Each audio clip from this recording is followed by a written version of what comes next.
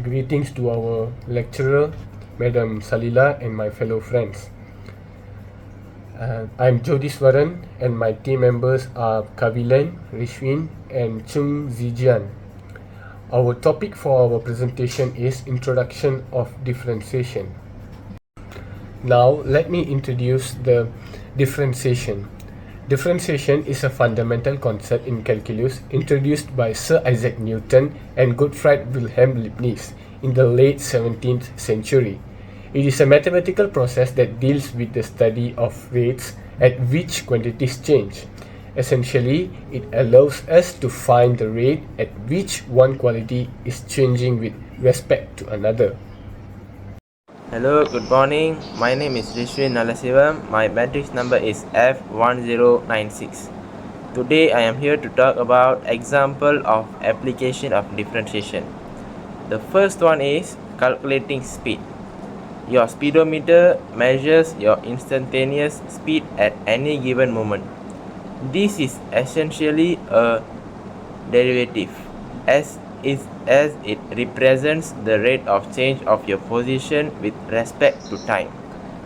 By differentiating the equation that describes your position over time, you get your velocity, which tells you how fast you are going at that exact moment. The next one is predicting stopping distance. When you apply the brakes, you need to anticipate how long it will take for your car to come to a stop. This involves understanding the relationship between your speed and your stopping distance. Using calculus, you can differentiate the equation for stopping distance with respect to velocity to determine how much further you will travel before coming to a stop as your speed changes. The last but not least one is optimizing fuel efficiency. Driving efficiently often means accelerating and decelerating smoothly. By understanding how changes in your speed affect your fuel consumption, you can optimize your driving behavior to maximize fuel efficiency. This involves considering the derivative of the fuel consumption function with respect to speed. My name is Chung Zijian. Now I will solve the first question. A. Y equals to 2x cubed minus 3x squared. First, we need to find the dy dx. dy dx equals to 2 multiple 3 and x cubed minus 1 and negative 3 multiple 2 and x squared minus 1. So the final answer is 6x squared minus 6x. Let's say the dy over dx equals to 0. So 6x squared minus 6x equals to 0. We divide the 6x, so become 6x multiple x minus 1 equals to 0. We move the 6x to the right hand side. So x minus 1 equals to 0 multiple 6x. It will become 0. So x minus 1 equals 0. And we move the negative 1 to the right hand side, so x equals to 1. And when x is equal to 1, we sub it into the y. So y equals to 2 multiple 1 cubed minus 3 multiple 1 squared equals to negative 1. Then the point 1, negative 1 is a stationary point. We need to find the d squared y over dx squared. So we use 6 multiple 2 and x squared minus 1. So it will become 12x. When x equals to 1, we sub it into d squared y over dx squared. It will become 12. 12 is more or bigger than 0. Therefore, the point 1, negative 1 is a minimum point on this curve. For the intersection of the x-axis, y equals to 0. Therefore, 2x squared minus 3x Therefore, 2x cubed minus 3x squared equals to 0. So we move the negative 3x squared to the right hand side. So 2x cubed minus equals to 3x squared.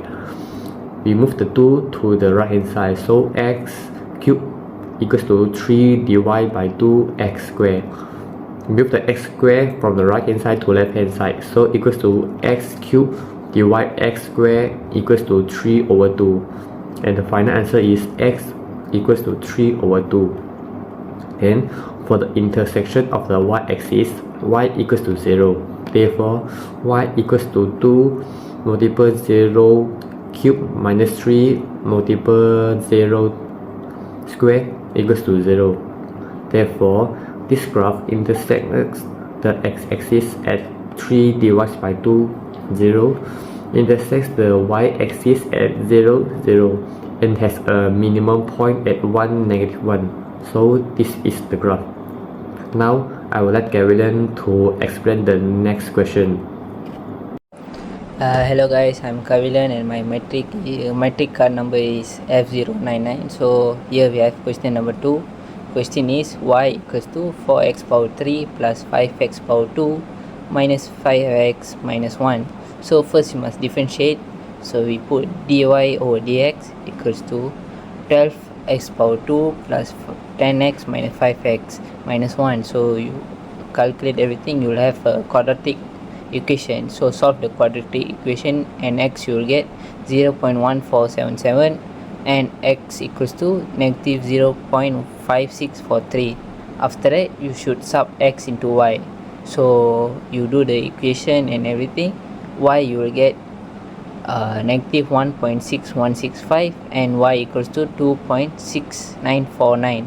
The point, the first coordinate 0.1477 and negative 1.6165, and the second coordinate negative 0.5643, 2.6949 stationary point.